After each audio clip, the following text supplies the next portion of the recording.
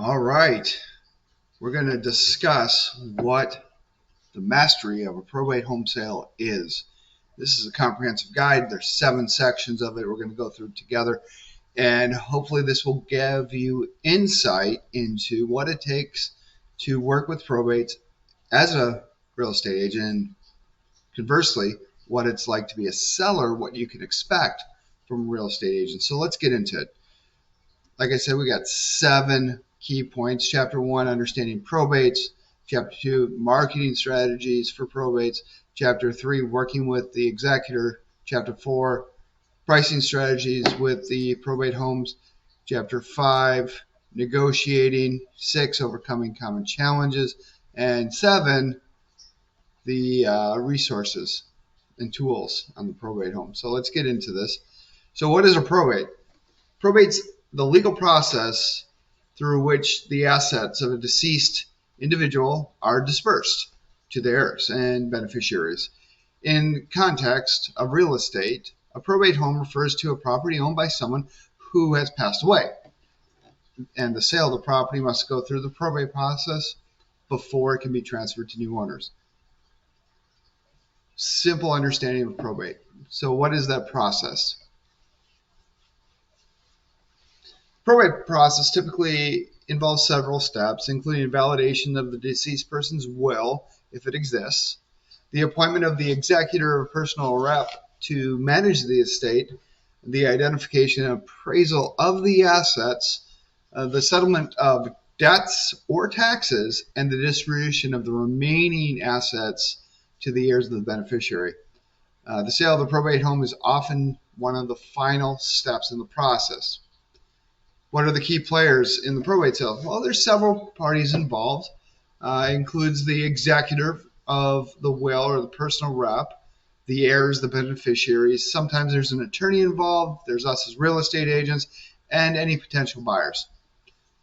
What are the legal considerations and regulations? Well, it's important to understand that there's legal considerations that govern a probate home in whatever location, and they may be specific to advertising the probate properties or obtaining court approval for the sale and addressing many claims or challenges in the sale process. What that simply means for us in the state of Wisconsin is when you sell a house, you have the domiciliary letter and you're the personal rep or the trustee, whatever it is, you have to account that you're selling the home at a value that is consistent with the market. So that means you can't just lowball it and sell it as is for a really cheap price to a friend or a family member. You actually have to sell it and show the reason why the value was what it was, and we'll get into that in a moment. Let's identify target audiences. Okay, so effective marketing begins to understand the needs and preferences of our audience. In many cases, probate sales, potential buyers include investors or people looking for affordable housing options or a family looking for a new home. So what we have to determine is how does the condition of the home relate to the audience of the home. And so then we're going to craft a compelling message identifying and highlighting the unique factors of the homes, such as the investment returns, the affordability, the options for customization, the character that typically older homes have that are being sold as probate. And then we're going to leverage our digital marketing channels. So we're going to utilize all the social media, email marketing, online advertisements to give a massive reach, not just to investors looking to get a deal, but for people looking to get a good home. Then we also do traditional marketing tactics, such as direct mail, print advertisement, signage, to reach the people that aren't online, aren't on social. Now, the third chapter that we're going to get into is working with the executors or heirs. One of the things that we do is we put together guidance and support for the person in charge. So we offer guidance, support to the executors and heirs throughout the entire process. Our job is to educate them in their rights and their responsibilities and address any questions or concerns that may have to provide a proactive assistance to facilitate a smooth transaction. That's our goal. And one of the ways that we do that is by addressing concerns or objections that they may have. Acknowledge, address concerns or objections raised by the executor regarding the sale of the home. Our job is to listen attentively, provide clear explanations, and offer solutions that alleviate the worries or concerns that they may have in the sales process. Now, one of the things that we have to do as well is deal with the emotional dynamics. And a lot of times that's not talked about. But in a probate home, there's a lot of emotions going on. And it's our job to help that person do what's necessary to get the home sold. A lot of the time it's listening and giving constructive insight so that they can make a decision, because after all, it's their property that they're representing. They want to make sure that they give the best value to the estate. And that leads us into the fourth chapter.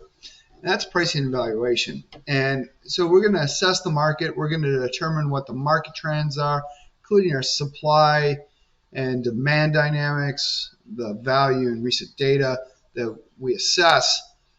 And then we have to then evaluate what's going on in the pricing of regular homes and compare them to the property condition and the features and benefits that the probate home has to have, that the probate home has. And then it's our job to work with the seller to determine the fair market value. We call it a CMA, a comparative market analysis.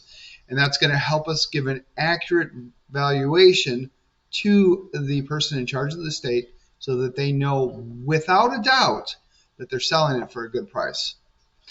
And then it comes down to pricing and strategy for a probate home. Our job is to develop a pricing strategy that will maximize the returns and attract the qualified buyers that we want. And so there's a lot of considerations that we have to. A lot of the time when we deal with this idea of pricing, we really have to take into account is what's the overall desire of the seller with their goal. Do they want it sold next week, next month, or in a few months? That's going to relate to how we price it. And then our job is to negotiate on behalf of the seller, and that's the next chapter, negotiating. So we're going to have to listen actively as to what the priorities are for the seller, and then also what are the priorities for the buyer, because most of the time they're not the same, and so our job is to bring them together. Then our job, as we bring them together, that's through paperwork. We're going to work on behalf of the seller to get the best terms possible in writing so that the buyer knows their expectation and so the seller knows what their expectations are as well. And then ultimately it comes down to the closing of the deal. Our job is to guide the buyers and the sellers into the final stages of this transaction, to bring it to a closing, to align all the relative parties, so the attorneys, the title companies, the lenders if it's being sold not for cash, and to facilitate a smooth transaction so everybody is happy. Now, the one thing that does come up occasionally is title issues and liens. These are common challenges that we have. A lot of times there's issues. We have to work closely with the legal professionals, the people in the title company, to understand any outstanding issues to ensure that there's a clear title to the property. The other thing that we have as far as a common challenge is the property maintenance and repair. A lot of the time with homes is maintenance and repair are needed and they don't have the money to do it, or they don't want to spend the money to do it because they're not going to get the return. So we're going to work through that process with the seller to ensure that things are taken care of properly. The other thing that we have to deal with is delay in probate process. We just recently had one where the seller actually passed away during negotiations of an offer.